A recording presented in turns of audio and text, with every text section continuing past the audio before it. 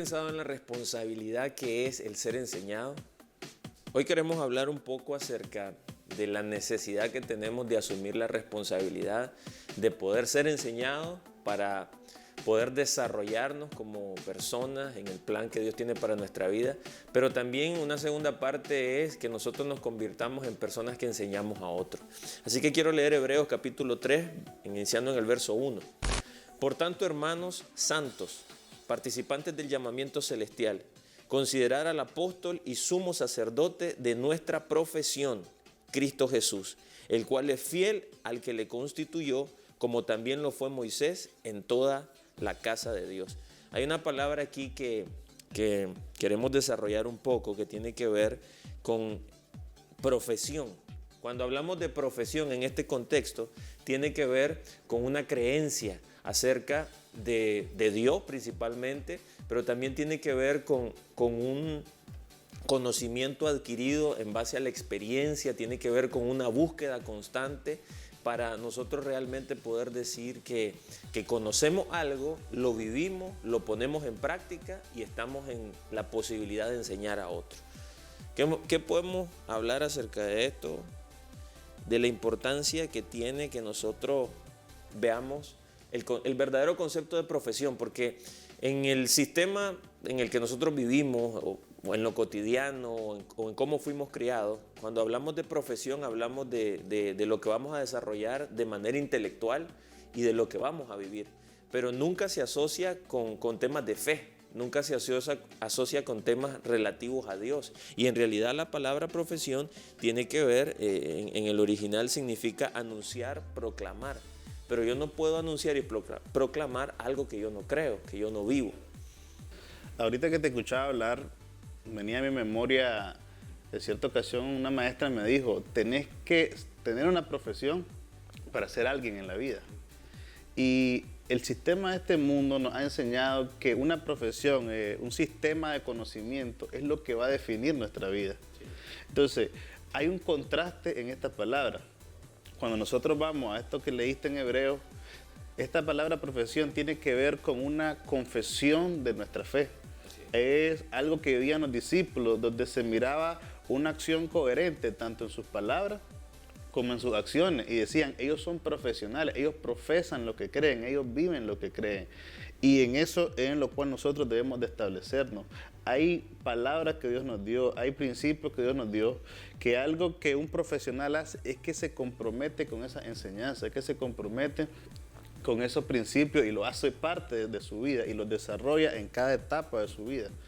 Y tiene que ver con una forma de vivir, pero que también nos lleva a estar dispuestos a dar su vida por eso, o sea, a morir por eso. Los discípulos, y algo que lo caracterizó fue una entrega total, pero nosotros vemos un proceso. Ellos iniciaron siendo inexpertos, obviamente, fueron personas que fueron tomadas de diferentes lugares, de diferentes contextos, con diferentes historias cada uno, pero que tuvieron una característica, aprendieron, claro, se dejaron enseñar.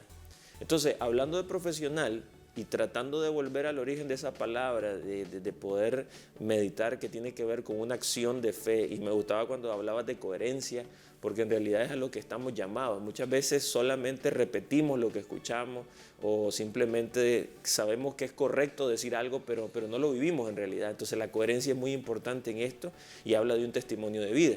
Entonces pudiéramos asociar dos términos, porque lo contrario de profesional, ¿qué sería? Sería ser un amateur. Nosotros entendemos el término amateur como alguien que le gusta, en el caso de un deporte, le gusta practicar un deporte, pero no se ha especializado, no ha indagado, no ha tenido un entrenamiento sistemático para poder desarrollarse. Y un amateur, una de las características que tiene es que le gusta lo que hace, hasta puede decir que lo ama. Y nosotros estamos fundamentados en un amor distinto al que el mundo vende como amor, porque vos puedes decir, yo amo el fútbol, o yo amo comer gallo pinto, amo comer pizza, pero en realidad no es el significado correcto. Y lo que estoy tratando de enfocar es esto, que hay términos que el enemigo se ha encargado de torcer, de tergiversar, y nos restan a nosotros la esencia de lo que Dios está hablando en nuestra vida. Entonces, por un lado, decir, el amateur es solamente el que ama lo que hace, pero amar en un sentido correcto, tiene que ver con sacrificio, tiene que ver con el amor perfecto que es Dios. Entonces realmente necesitamos amar, pero llevar ese amor a un perfeccionamiento constante a través de la profesión de fe. Claro. Y es importante destacar que todos arrancamos de ser amateur. Pero que desde que lo que nos dice la palabra de Dios en hebreo, que nosotros tenemos que ser constantes y permanecer en nuestra profesión. Es decir, algo que hicieron los discípulos, y lo mencionaba anteriormente, es que ellos se comprometieron con todo lo que Dios les había hablado. De la misma forma, alguien que inicia a ser amateur, pero se visiona a ser profesional, se compromete con todo el proceso que va a requerir el proceso de formación para ser formado, a ser un profesional. Vos y yo jugamos fútbol y nos gustaba, pero no desarrollamos una dinámica de vida en la cual respondíamos a ser un profesional en esa parte. Tenía que ver más con un proceso de ejercitación, de alimentación, Exacto. una disciplina de vida. Disciplina es la palabra. Entonces, es algo que va continuamente desarrollándose. Y algo que es una realidad que vivimos, es que la palabra de Dios dice que en este mundo estamos en una batalla. Pablo le dijo a Timoteo, pelea la buena batalla de la fe. Entonces, en esa buena batalla tenemos que ser profesionales para poder llevarla bien y poder tener éxito. ¿Por qué? Porque es una realidad que estamos enfrentándonos contra alguien que es un profesional en lo que hace. Profesional en la maldad. Sí, Satanás es profesional en la maldad. No está jugando. Él tiene un plan definido, no es amateur, sabe lo que quiere hacer. Tiene una agenda para desenfocarnos del propósito, para perdernos de aquello que Dios quiere para nuestra vida. Pero qué salvaje es saber que Dios nos dio la herramienta, nos dio su Espíritu Santo para ayudarnos y para formarnos en este proceso de ser enseñados a ser profesionales. Mira lo que dice 1 Timoteo 6:12, porque estamos hablando de una batalla. Claro. Y esa batalla, hemos dicho en otras enseñanzas, que no es contra seres humanos, sino contra un sistema de principios que gobiernan. Entonces dice 1 Timoteo 6:12, pelea la buena batalla de la fe, echa mano de la vida eterna, a la cual asimismo fuiste llamado, habiendo hecho la buena profesión delante de muchos testigos. Entonces tenemos que tomar una decisión. Si estamos conscientes de que Dios tiene un propósito para nuestra vida, que estamos en medio de una batalla y que no podemos ser amateur, no podemos ser personas que decimos amar a Dios, pero no profundizamos, que no estamos dispuestos a ser enseñados. Y ahí es donde viene la otra parte. Para poder llegar a ser profesional en la fe, yo necesito ser discípulo, necesito aprender a obedecer. Y esa es la gran indicación que Jesús da. Mateo 28 nos habla de la gran comisión, de ir y hacer discípulos, pero se lo está diciendo a los que ya atravesaron el proceso de discipulado. Y discipulado básicamente es aprender a obedecer. Parece algo sencillo, parece un concepto básico, pero a nosotros nos cuesta obedecer. Y por eso cuando vemos, nuevamente asociándolo con los profesionales en el deporte, ya no se trata tanto de que si les gusta o no les gusta, si un día se levantaron con deseos de jugar o no se levantaron con deseos de jugar, ya es parte de su vida. Viven de eso, reciben una recompensa por hacer eso, y no podemos olvidar que todo lo que nosotros hacemos para el Señor y aún el discipulado va a generar una recompensa de vida en nosotros. Y no podemos ser egoístas, porque Dios nos envió a discipular. Entonces es asumir el compromiso. Como iniciábamos este tiempo, era asumir la responsabilidad de ser enseñado, asumir la responsabilidad de llegar a ser un profesional. Sí, y algo que decía y es clave que entendamos es que el ser discípulo no es para un grupo en específico. El ser discípulo es para todos. Y a los que nos están escuchando te queremos decir que hay un llamamiento de parte de Dios a que seamos discípulos, donde es necesario que adoptemos, nos comprometamos con todo lo que Dios nos ha hablado en nuestra vida para poder ponerlo en práctica a través de la obediencia. Y Hechos capítulo 11, versículo 25 dice así: después fue a Bernabé a Tarso para buscar a Saulo, y hallándole ahí le trajo a Antioquía. Y se congregaron allí todo un año con la iglesia y enseñaron a mucha gente.